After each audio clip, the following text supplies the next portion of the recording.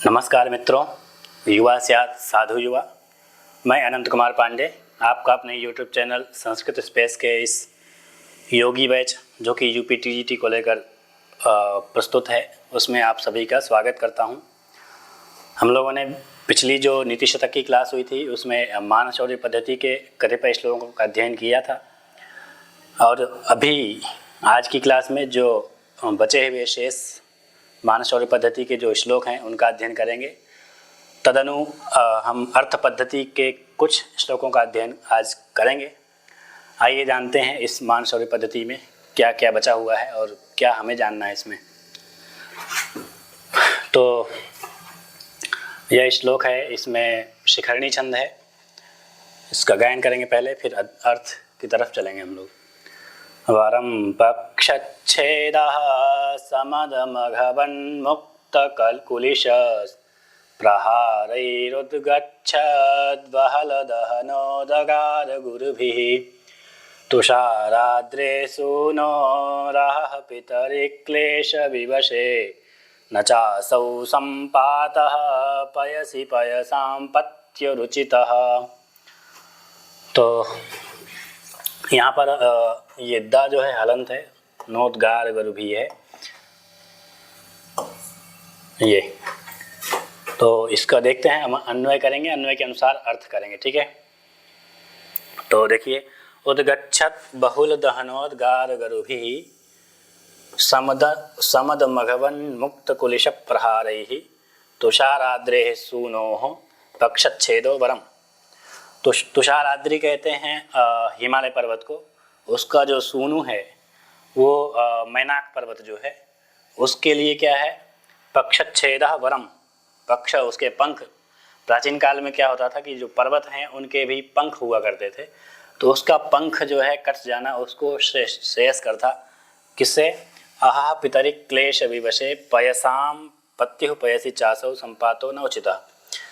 किंतु उसका जो समुद्र में गिरना वो उचित नहीं था, ठीक है। कैसे नहीं था उसको देखते हैं पहले क्या क्या है। और तो वरम उद्गच्छत बहुल दहनोद्गार गरुभिः। तो उद्गच्छत मतलब ऊपर उगलता हुआ, बहुल दहन तो दहनस्य बाहुल्यम बहुल दहनः, मतलब दहन मतलब अग्नि, उसका बाहुल्य मतलब बहुत प्रचंड अग्नि जो है उसके गरुभिः मतलब उसके भार से, ठीक है। समद मघवन मुक्त कुलिश प्रहारैः।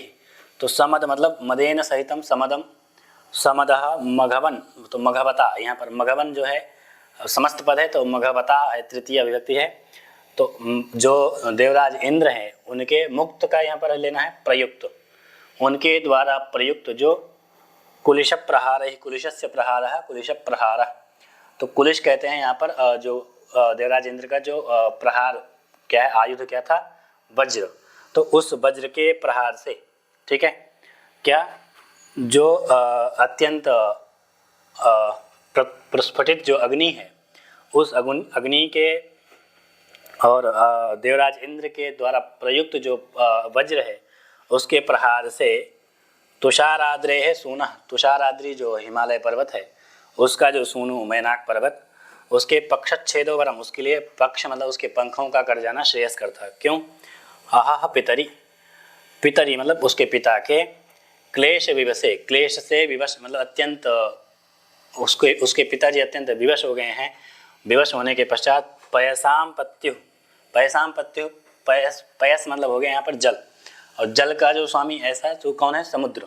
समुद्र के पयसाम पत्यु पयसी, तो समुद्रपति जो समुद्र है उसके जल में च असौ संपातो न उचिता। यह जो मैनाक पर्वत जो समुद्र में जाकर गिर गया है, या उसके जो पिता हैं हिमालय वह समुद्र में गिर गए हैं, तो वह समुद्र में, पिता के समुद्र में गिरना उसको श्रेयस्कर नहीं लगा। अपितु प्रचंडाग्नि जो देवराज इंद्र का जो प्रहार है उसके प्रहार से प्रतिस्फटित जो प्रचंडाग्नि है उससे उसका पंख कटना उसको श्रेयस्कर लग रहा है, ठीक है। तो हम लोग एक बार देख लेते हैं इसका। और देखिए यहाँ पर उद्गच्छत बहुल दहनोद्गार गरुभिः बहुलश्चासौ दहनः बहुल दहनः विपुलो अग्नि। बहुल दहन का मतलब बहुत प्रचंड अग्नि जो है, बहुत भारी मात्रा में जो अग्नि है, तस्य उद्गारा उद्गामः तैर्गरुभिः दुस्तरैः। ठीक है। तो यहाँ पर तृतीया तत्पुरुष समास है, ठीक। फिर यहाँ पर समद मघवन मुक्त कुलेश प्रहारैः। तो समद क्या लिखे, समदेन दर्प सदर्पेण, समद मतलब दर्प के सहित, मघवता, मघवता मतलब देवराज इंद्रेण, तो देवेंद्रेण, मुक्तस्य यहाँ पर देखिए प्रयुक्त से लिखा है। फिर कुलिशस्य मतलब वज्रायुधस्य प्रहारैः, तो यहाँ पर भी तृतीया तत्पुरुष समास ही करना है, ठीक है। और कुलिश के लिए हमने कैसा उसका अर्थ जो है वज्रायुध लगाया है, इसको देख लीजिए, इसमें लिखा है वज्रम अस्त्री स्यात् कुलिशम विदुरम पवि। तो ये सब के सब अमर कोश में ये वज्र के ही पर्यायवाची के रूप में पठित है, ठीक है। तो तुषाराद्रे सूनों का देखिए यहाँ पर मैनाकस्य लिखा हुआ है, ठीक।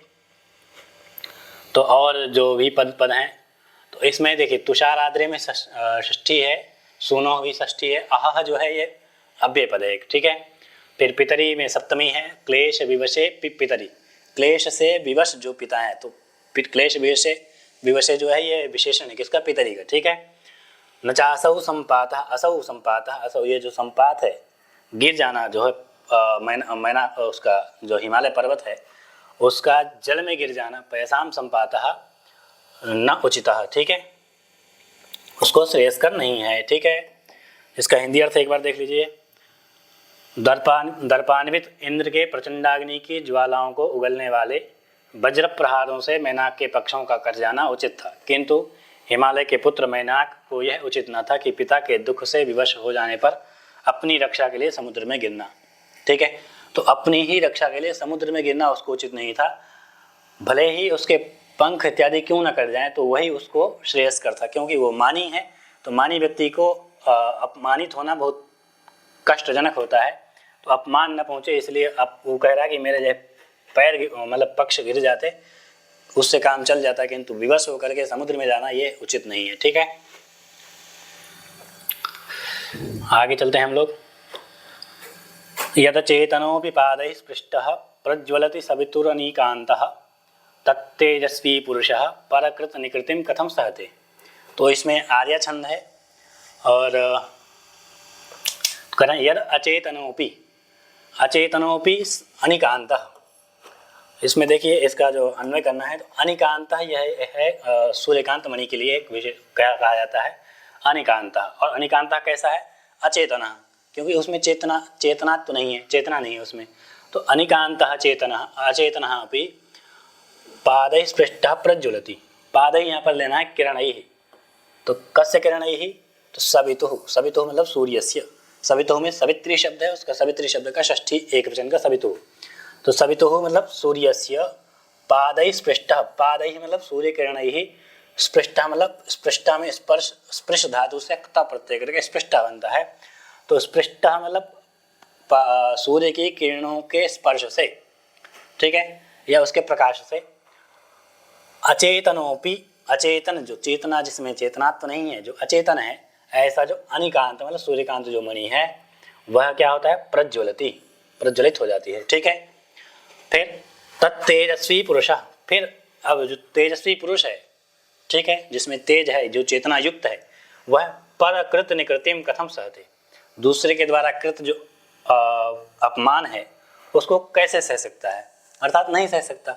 तो जब अचेतन व्यक्ति जो है अचेतन जो पदार्थ है वह अगर किसी के स्पर्श मात्र से अगर उसने छू लिया है उससे ही वह प्रज्वलित होता है, तो जो चेतन व्यक्ति है उसको कैसे कोई उसका अपमान कोई कैसे कर सकता है, ठीक है। इसको देख लीजिए, हिंदी अर्थ देखते हैं। यदि अचेतन सूर्यकांत मणि भी सूर्य के पद अर्थात किरणों से ताड़ित होकर तेज उगलने लगता है, तो मान शौर्य संपन्न पुरुष दूसरे के द्वारा किए गए तिरस्कार को कैसे सह सकता है, अर्थात नहीं सह सकता है, ठीक है। तो आगे चलते हैं हम लोग। तो अनिकांता को देख लीजिए, चाहे ये तो नहीं, इसमें भी हमें आर्य छंद ही देखने को मिलता है, ठीक है। तो आगे देखते हैं इसको। सिंह शिशुरपि निपतति मद मलिन कपोल भित्तिषु गजेषु प्रकृतिरियं सत्ववतां न खलु वयस्तेजसो हेतु, ठीक है। तो इसको देखते हैं। सिंह शिशुरपि मद मलिन कपोल भित्तिषु गजेषु निपतति।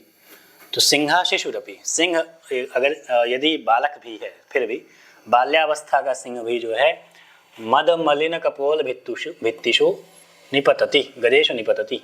तो मद मलिन मतलब मदेन दानेन, मद जो है जो उनका मद गिरता है मद जल, उसके मलिना श्यामला कपोल, उस मद के द्वारा श्यामल वर्ण के हो गए हैं कपोल जिसके, ऐसे जो गज हैं उन्हीं में वह सिंह जो है गिरता है, मतलब उन्हीं का शिकार करता है। ठीक है, इस प्रकार के जो गज हैं हाथी हैं उन्हीं का शिकार शिशुरपि सिंहा करोति। ठीक है, एयम सत्वताम प्रकृति, क्योंकि यह सत्व जो मानवी व्यक्ति है उनकी प्रकृति होती है कि वह अपने श्रेष्ठ चीज को ही पसंद करते हैं, श्रेष्ठ चीज के प्रति उनका आकर्षण होता है। ठीक है, फिर वयस तेज से हेतु न खलु, क्योंकि वय किस जो उम्र है वह किसी तेज का हेतु नहीं, कारण नहीं होता है। किसी के पास अगर कोई तेज है तो वह उम्र के कारण नहीं होता है, वो स्वतः उसमें स्फुटित होता है, स्वतः उसमें युक्त होता है, उससे संपन्न होता है पहले से ही।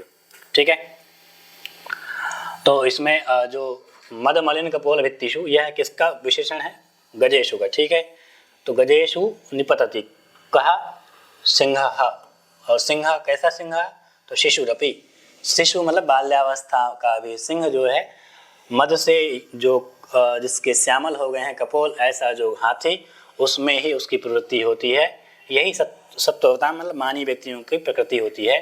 वह तेजसु हेतु न खलु, क्योंकि वह जो उम्र है वह किसी भी तेज में हेतु या कारण नहीं होती है। ठीक है, आगे चलते हैं हम लोग।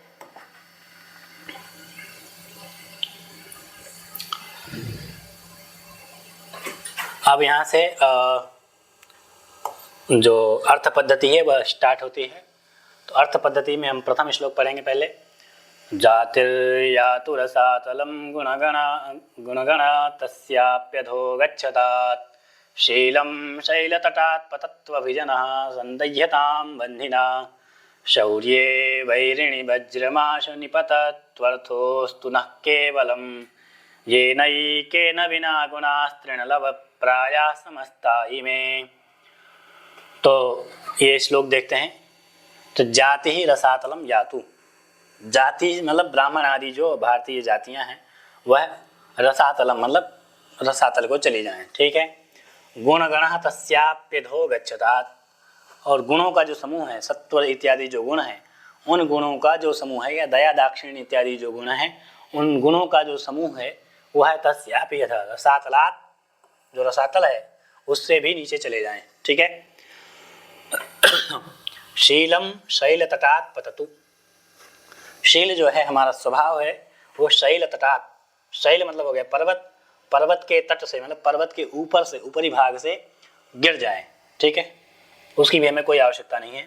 अभिजनो बंधिना संदह्यताम, अभिजना मतलब हमारे जो बंधु बांधव हैं वो वन्ही में जल जाएं, वन्ही के द्वारा जल जाएं। ठीक है, वैरिणी शौर्ये आश वज्रम निपततु, वैरिणी मतलब वैरः अस्यास्ति वैरी, जो जिसके प्रति हमें वैर है, हमारा जो शत्रु है उसका जो शौर्य है वह आश वज्रम निपततु, उसके शौर्य में शीघ्र ही वज्रपात हो जाए। ठीक है, न केवलम अर्थ अस्तु, न मतलब अस्माकं कृते, केवलम अर्थ अस्तु केवल अर्थ हो, एकेन येन विना इमे समस्ताः गुणाः तृणलव प्रायाः, एकेन येन बिना जिस एक के बिना इमे समस्ताः गुण उपरयुक्त जो गुण है सभी वह समस्ताः गुणाः तृणलव प्रायाः, तृणलव के समान तृण मात्र हैं। अगर आपके पास धन है तो आप श्रेष्ठ व्यक्ति हैं, धन नहीं है तो आपके पास कुछ भी नहीं, कितने भी गुण क्यों ना हो। यही इस श्लोक के माध्यम से कवि समझाना चाहते हैं। तो इसमें ये श्लोक इसी प्रकार है, इसका अर्थ हिंदी अर्थ एक बार देख लेते हैं। देखिए, जाति रसातल में चली जाए, गुणों का समूह उससे भी नीचे चला जाए, सदाचार पर्वत से गिर जाए, वंश अग्नि से भस्म हो जाए, वैरी पराक्रम पर वज्रपात हो जाए, हमें इससे क्या, मतलब हमें इससे कोई लेना देना नहीं है। हमारे पास केवल धन हो, क्योंकि केवल अकेले उस धन के बिना ये समस्त गुण तिनके के समान हैं। ठीक है, तो हमें धनवान होना चाहिए, धन रहेगा तो हम कुछ भी कर सकते हैं। ठीक है, इसी बात को आगे अभी बताने वाले हैं। तो और इस श्लोक में जो है शार्दूल विकृत छंद था, तो उसको उसी के हिसाब से आप लोग गा लीजिएगा। एक बार और गा लेते हैं। जातिर्यातुरसातलं गुणगणा तस्याप्यधो गच्छतात् शीलं शैलतटात् पतत्वभिजनः सन्दैह्यतां बह्निना शौर्ये वैरिणि वज्रमाश निपतत्वर्थोऽस्तु नः केवलं येनैकेन विना गुणास्तृणलवप्रायाः समस्ता इमे। तो मुझे लगता है आप लोगों को ये श्लोक समझ में आ गया होगा। ठीक है, आगे चलते हैं अगले श्लोक की तरफ। अगला श्लोक है तानीन्द्रियाणि सकलानि तदेव नाम सा बुद्धिरप्रतिहता वचनं तदेव अर्थोष्मणा विरहितः पुरुषः स एव त्वन्यः क्षणेन भवतीति विचित्रमेतत्। तो इसमें जो है देखिए, इसका अन्वय करते हैं। तानि सकलानि इंद्रियाणि, वही जो है सारी की सारी इंद्रियाएं वही हैं। ठीक है, तदेव नाम, वही उनका उस व्यक्ति का नाम भी वही है, वही व्यक्ति है। सा अप्रतिहता बुद्धि, वही उसकी बुद्धि है। तदेव वचनम, और उसकी वाणी जो है वो भी वही है। किंतु अर्थोष्मणा विरहितः स एव पुरुषः क्षणेन तु अन्यो भवति इत्येतत् विचित्रम। किंतु अर्थोष्मणा, अर्थोष्मणा मतलब अर्थस्य ऊष्मणा, अर्थस्य ऊष्मा, अर्थोष्मा तेन अर्थोष्मणा विरहितः, अर्थ की जो धन रूपी जो अग्नि है, ये धन रूपी जो ऊष्मा है, उस ऊष्मा से विरहित मतलब रहित जो व्यक्ति है, सैव पुरुष, वही जो पुरुष है, क्षणेन तु एक क्षण में अन्यः भवति इति इत्येतत् विचित्रम, वो अन्य हो जाता है, उसकी प्रवृत्ति जो है अन्य हो जाती है। जब कोई व्यक्ति जो है धन से हीन हो जाता है तो उसकी प्रवृत्ति अन्य प्रकार की हो जाती है। धन से युक्त होता है तो वह अलग ही ऊष्मा में होता है, ऊर्जा में होता है, गर्मी में होता है। और जब धन का अभाव हो जाता है तो वही व्यक्ति जो है अत्यंत मतलब ऐसा लगता है इसमें कुछ है ही नहीं। ठीक है, तो ये श्लोक जो है इस प्रकार का है। इसका अर्थ हिंदी एक बार देख लेते हैं हम लोग। तो वे ही सब इंद्रियां हैं, वही नाम है, वही अकुंठित बुद्धि है, वही वचन है, परंतु यह विचित्र है कि धन की गर्मी निकल जाने से वही पुरुष क्षण भर में अन्य सा बन जाता है। ठीक है, तो मुझे लगता है आप लोग इसको समझ गए होंगे। और इसमें जो है वसंत तिल का छंद है, एक बार और गा लेंगे हम इसको। तानि इंद्रियाणि सकलानि तदेव नाम सा बुद्धिरप्रतिहता वचनं तदेव अर्थोष्मणा विरहितः पुरुषः स एव त्वन्यः क्षणेन भवतीति विचित्रमेतत्।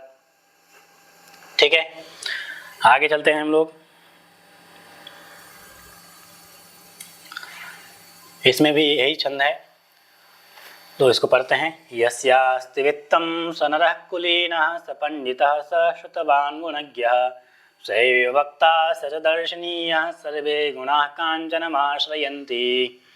ठीक है, तो यस्यास्ति वित्तं स नरः कुलीनः, यस्य अस्ति वित्तं, यस्य वित्तम अस्ति, जिसके पास वित्त है, जिस व्यक्ति के पास वित्त है, स नरः कुलीनः, वही नर, वही व्यक्ति जो है कुलीन है, मतलब श्रेष्ठ कुल में उत्पन्न हुआ ऐसा माना जाता है। ठीक है, स पंडितः, वही पंडित है। पंडित कहते हैं पंडा अस्य अस्ति पंडितः, पंडा नाम बुद्धि, तो जिसके पास श्रेष्ठ बुद्धि है उसको हम पंडित कहते हैं। तो वही पंडित है जो कौन, यस्य वित्तम अस्ति, जिसके पास वित्त है, धन है। स श्रुतवान, वही जो है ज्ञानी है। सैव गुणज्ञ, वही गुणज्ञ है, मतलब गुणों की खान वही है जिसके पास धन है। सैव वक्ता, वही जो है वक्ता है, वही बोलेगा और अन्य लोग सब सुनेंगे। जिसके पास धन होगा वही कुछ कह सकता है, जिसके पास धन नहीं है वो शांत बैठता है, बेचारा क्या करेगा। सैव दर्शनीय, वही दर्शनीय है। सभा में कहीं भी आप जाएंगे, किसी भी समाज में, जिसके पास धन होगा उसी की लोग पूजा करते हैं, उसी को देखते हैं। ठीक है, उसी की बात सुनते हैं, क्योंकि सर्वे गुणाः कांचनम आश्रयन्ति, क्योंकि जितने भी गुण हैं सारे के सारे गुण जो है कांचनम आश्रयन्ति, कांचन मतलब धनम आश्रयन्ति, धन का आश्रय करते हैं। धन जिसके पास होता है वो सभी के सभी गुण स्वयं में स्वतः सिद्ध हो जाते हैं, स्वतः आ जाते हैं। ठीक है, यही इस श्लोक के माध्यम से आचार्य समझाना चाहते हैं। ठीक है, देख लीजिए इसका अर्थ एक बार। जिस व्यक्ति के पास धन है वह नरकुलीन है, वह पंडित है, बहुश्रुत और गुणों की को जानने वाला है, वह व्याख्याता और सुंदर है, क्योंकि समस्त गुण स्वर्ण अर्थात धन का ही आश्रय ग्रहण करते हैं। ठीक है, तो मुझे लगता है इस श्लोक आपको समझ में आ गया होगा। हम लोग आगे चलते हैं। दौर्मन्त्र्यान् नृपतिर्विनश्यति यतिः संगात् सुतो लालनात् विप्रो नध्ययनात् कुलं कुतनयात् शीलं खलोपासनात् ह्रीर्मद्यादनवेक्षणादपि कृषिः स्नेहप्रवासाश्रयात् मैत्री च प्रणयात् समृद्धिरनयात् त्यागात् प्रमादात् धनम्। तो कह रहे हैं क्या चीज किस कैसे नष्ट हो जाती है, तो कह रहा है त्यागात् प्रमादात् धनम। त्यागात् प्रमादात् धनम, त्याग से और प्रमाद से, मतलब त्याग बहुत ज़्यादा दान दोगे तब भी नष्ट हो जाएगा, और प्रमाद करोगे धन के प्रति तो धन नष्ट हो जाएगा। ठीक है, अन्य चीज़ें कैसे कैसे नष्ट होती हैं उसके विषय में ऊपर से हम लोग पढ़ेंगे। ठीक है, तो दौर्मंत्र्यात् दुष्टः मंत्री, तो दुर्मंत्री, फिर दुर्मंत्रस्य भावः दौर्मंत्र्यम तस्मात् दौर्मंत्र्यात्। ठीक है, तो यहाँ पर दुष्टः मंत्री दुर्मंत्री बन जाएगा, मंत्री के बाद उसके भाव में यहाँ पर शय प्रत्यय हो जाएगा तो दौर्मंत्र बन जाएगा। दौर्मंत्र से फिर पंचमी दौर्मंत्र्यात्, मतलब अच्छा अगर उसका जो मंत्री इत्यादि है, जो मंत्रणा जिससे करता है वह अगर अच्छा नहीं है तो नृपति विनश्यति, नृपति जो है विनष्ट हो जाएगा, नष्ट हो जाएगा, क्योंकि अच्छी मंत्रणा नहीं मिलेगी तो अच्छे कार्य नहीं हो पाएंगे, शत्रु जो है उसको जीत लेगा। ठीक है, और ये जो विनश्यति है इस पद का जो है सभी के साथ अन्वय मतलब हमें कर लेना है। यति ही संगात, यति मतलब साधु जो है, सन्यासी जो है, संगात तो किसके, काम क्रोधादि जो हैं उनकी संगति से, या ऐसे व्यक्ति की अगर संगति हो जाए जो इन सभी से युक्त है, काम क्रोध लोभ इत्यादि, तो जुआ इत्यादि इनसे युक्त जो व्यक्ति है अगर उसका यति संगति कर लेगा तो यति ही विनश्यति, यति जो है नष्ट हो जाएगा।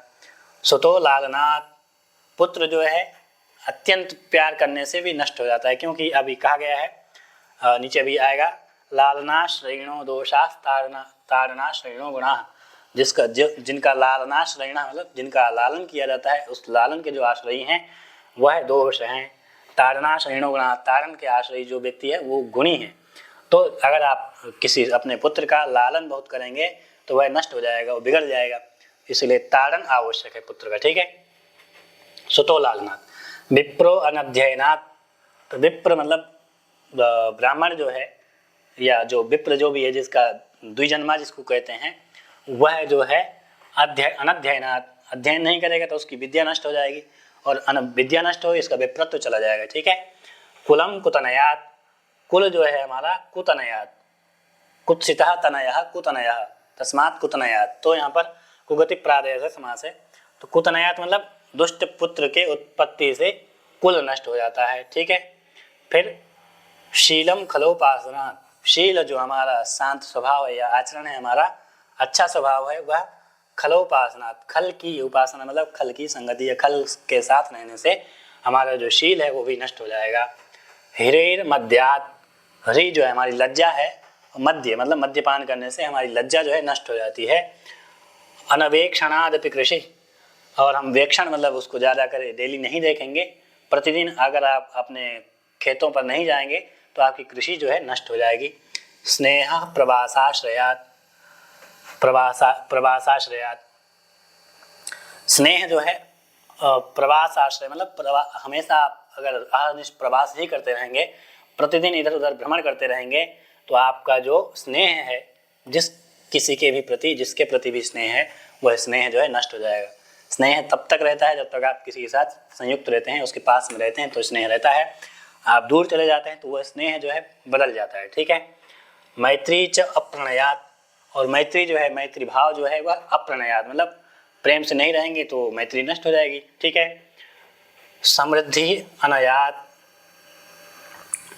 समृद्धि जो है अगर उसका जो है नीति पूर्वक पालन नहीं करेंगे तो समृद्धि आपकी समृद्धि नष्ट हो जाएगी, नीति पूर्वक चलेंगे तो आप समृद्ध रहेंगे। फिर त्यागात् प्रमादात् धनम, त्याग और प्रमाद से धन नष्ट हो जाता है। ठीक है, तो देख लिए तो दुष्टो मंत्री दुर्मंत्री तस्य भावो दौर्मंत्र्यम तस्मात् दुष्टे साचिव्य समर्पणान नृपिपति बहुपालो विनश्यति। ठीक है, तो कैसे मंत्री कौन नष्ट होता है ये और किस किस चीज़ से किसके कारण कौन नष्ट हो सकता है, इसके विषय में इस श्लोक में बताया गया है। आप लोग समझ गए होंगे ऐसी मुझे आशा है। इसका हिंदी अर्थ एक बार देख लेते हैं। नृपति दुष्ट मंत्र से अथवा दुष्ट मंत्री से, यति विषय शक्ति से, पुत्र लाड़ से, वेद आदि के न पढ़ने से ब्राह्मण, कुपुत्र से वंश, कुसंगति से सदाचार, देखभाल के अभाव में खेती, परदेश गमन से प्रीति, अप्रणय से मैत्री, नीति के अभाव में ऐश्वर्य तथा व्यर्थ त्याग और प्रमाद से धन नष्ट हो जाता है। ठीक है, तो इस प्रकार यह श्लोक संपन्न होता है। हम लोग आगे चलते हैं। आगे है दानम भोगो नाशस तिस्रो गतयो भवन्ति वित्तस्य और यो न ददाति न भुंक्ते तस्य तृतीया गतिर्भवति। ठीक है, तो अब जो धन है उसकी 3 प्रकार की स्थिति बताई गई है। ठीक, तो क्या क्या है? दानम भोगः नाशः।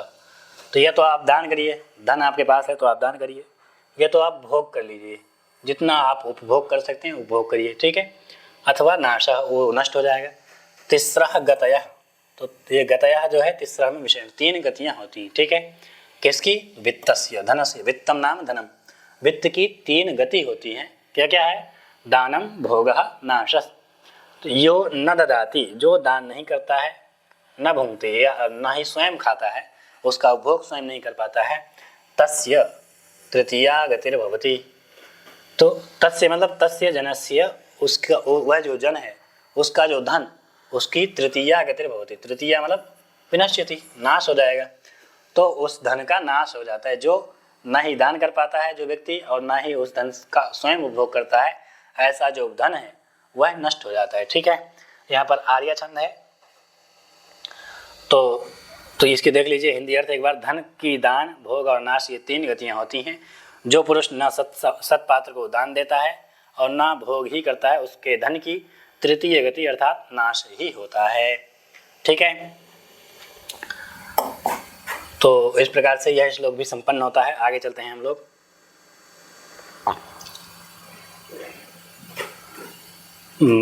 मणिशारोल्लीढः समर विजयी हेति निहतः मदक्षिणो नागः शरदि सरितः श्यानपुलिनः कलाशेषश्चन्द्रः सुरतमृदिता बालवनिता तनिमा शोभन्ते गलित विभवाश्चार्थिषु नृपाः। तो इसमें जो है शिखरणी छंद है। ठीक है, हम लोग इसको देखते हैं। मणि शारोल्लीढः, तो मणि ही जो मणि होती है वह शारोल्लीढः, शार कहते हैं किसी वज्र इत्यादि के द्वारा प्रहारित, मतलब जो लोहे का जो अस्त्र होता है, उस अस्त्र के द्वारा बार बार कूटने पर मणि जो है शोभन्ते। ठीक है, तो इसमें शोभन्ते को जो है सभी में ले आना है तो शोभते हो जाएगा। ठीक है, शोभते का अन्वय प्रत्येक के साथ करना है। ठीक है, समर विजयी हेति निहितः, समरस्य विजय, समरस्य विजयी, समर विजयी।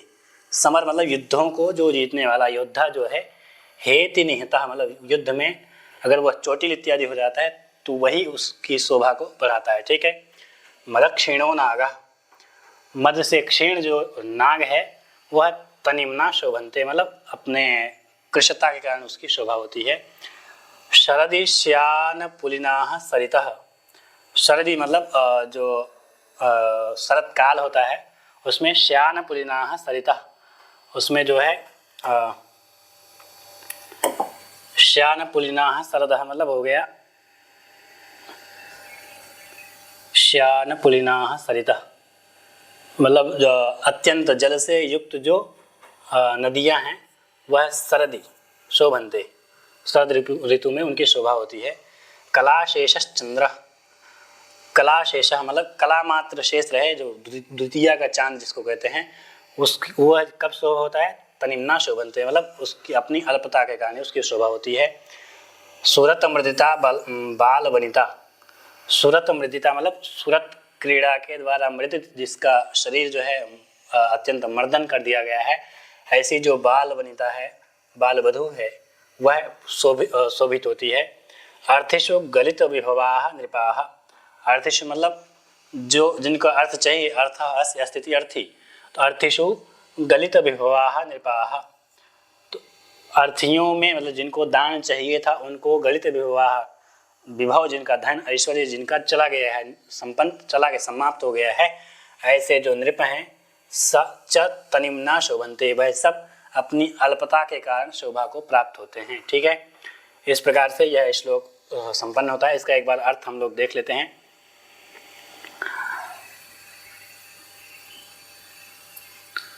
शान पर घर्षित मणि, हथियारों से हाथ योद्धा, मद से ही नाथी, शरद ऋतु में सूखे तटों वाली नदियाँ, कला मात्रा वशिष्ठ चंद्रमा, काम क्रीड़ा में उपमर्दित बाला और याचकों को धन दे देने के कारण संपत्ति रहित राजा, ये सब पदार्थ अपने ह्रास से ही शोभा प्राप्त करते हैं। अपना वो क्षीण हो रहे हैं फिर भी वह शोभा को प्राप्त होते हैं। ठीक है, तो इस प्रकार से यह श्लोक संपन्न होता है। आगे चलते हैं हम लोग। इसमें शिखरणी छंद है। परीक्षीणः कश्चित् स्पृहयति यवानां प्रसूतये, सपश्चात् सम्पूर्णः कलयति धरित्रीं तृणसमाम्, अतश्चानैकान्त्यात् गुरुलघुतयार्थिषु धनिनाम्, अवस्था वस्तूनि प्रथयति च संकोचयति च। ठीक है, तो परीक्षीणः कश्चित् यवानां प्रसूतये स्पृहयति, तो परीक्षीणः मतलब जिसके पास किसी प्रकार का धन नहीं है। ठीक है, वह कश्चित् जनः कोई जन जो है, यवानां प्रसूतये स्पृहयति, एक मुट्ठी उसके पास यव मतलब धान्य हो जाए उसकी वह कामना करता है। ठीक है, सपश्चात संपूर्णः कलयति धरित्रीं तृणसमाम्, पश्चात वही व्यक्ति अगर उसके पास धन हो जाता है तो वही जो है धरित्रीं संपूर्ण कलयति धरित्रीं तृणसमाम्, तो संपूर्ण पृथ्वी को ही वह तृणसमाम् कलयति, तृण के समान उसको मानने लगता है। ठीक है, फिर अतश्चानैकान्त्यात् गुरु लघुतया अर्थिषु धनिनाम, इसलिए अनैकान्त्यात् मतलब वह धन जो है गुरु लघुतया अर्थेषु धनिनाम, धन का जो है लघु अथवा गुरुता जो है धनियों में अवस्था वस्तुनि प्रथयति, मतलब धन जो है किसी के लघुता और गुरुता में कारण नहीं है, अवस्था जो है उस व्यक्ति को जो है प्रथयति मतलब विस्तारित करता है, अथवा संकोचित उसको संकोच, उसकी जो सोच है वह उसकी अवस्था जो है उसको संकुचित करती है अथवा बढ़ाती है। ठीक है, धन जो है उसकी किसी की गुरुता अथवा लघुता में कारण नहीं होता है। ठीक है, यही इस श्लोक के माध्यम से कहना चाहता है कवि। ठीक है,